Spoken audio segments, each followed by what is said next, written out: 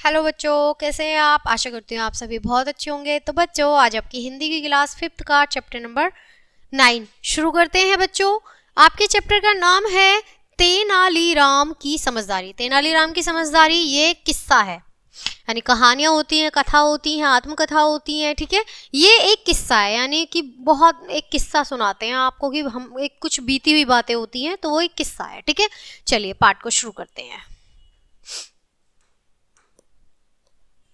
एक दिन जब तेनालीराम दरबार में जाने के लिए घर से बाहर निकले, उन्होंने सड़क के किनारे पर एक युवक को ज्योतिषी से बात करते देखा।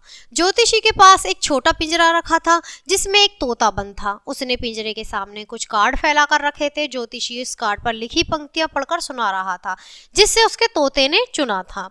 ज्योतिषी ने कार्ड पढ़ते हुए कहा, बेटा तुम्हारा भाग्य तुम्हारे पक्ष में है, तुम्हें अति शीघ्र बड़ी सफलता मिलने वाली है, तुम्हें राजा द्वारा सम्मानित किया जाएगा, तुम्हें बड़े धनवान बनने वाले हो।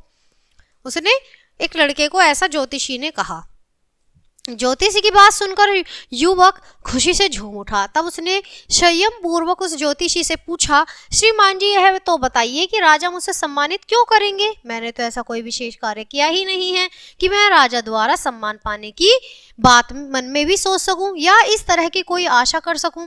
वास्तविकता तो यह थी कि मैं एक गरीब बेरोजगार युवक हूँ। बेटा तुम चिंता मत करो, तुम्हारे नक्षत्र तुम्हारे पक्ष में है, वही तुम्हें यह सम्मान दिलाएंगे। बड़े ही तुम कोई विशेष कर्म करो या न करो, शाही सम्मान तो तुम्हें मिलेगा ही, ज्योतिषी ने उसे समझाते हुए कहा।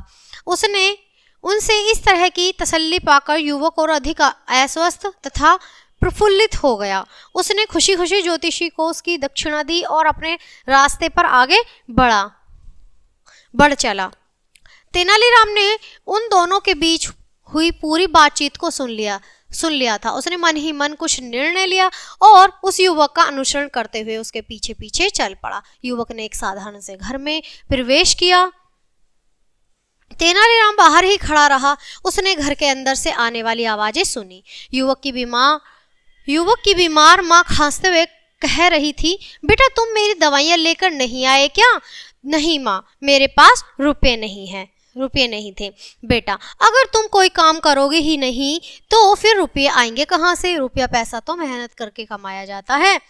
बीमार माँ ने अपने आलसी बेटे को सुझाव देते हुए कहा, ऐसी बात मत करो माँ, भाग्य अच्छा हो तो बिना परिश्रम के भी रुपया पैसा हाथ में आ जाता है।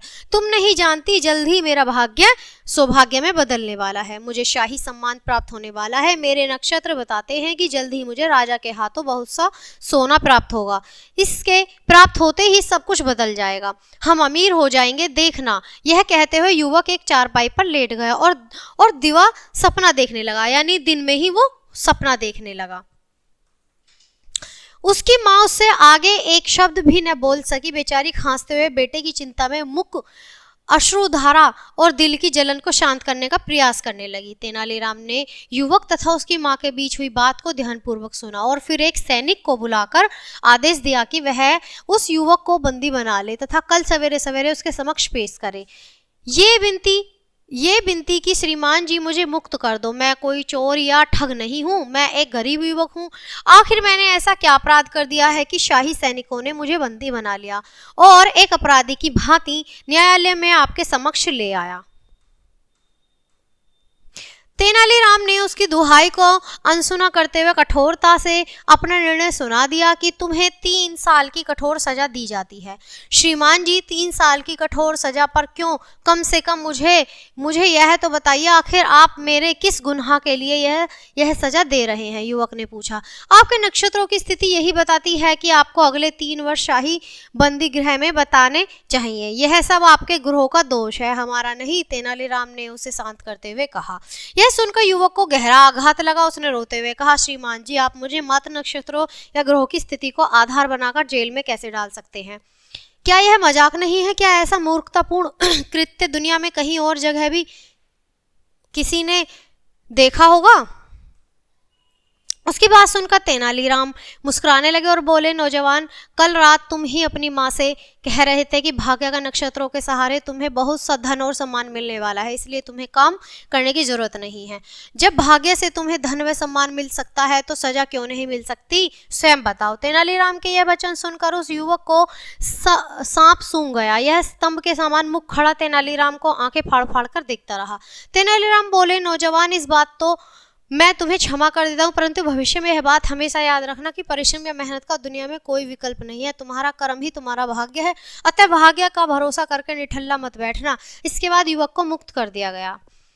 तो बच्चों, ये थी तेनालीराम की जो किस्सा था कि उनके जरिए।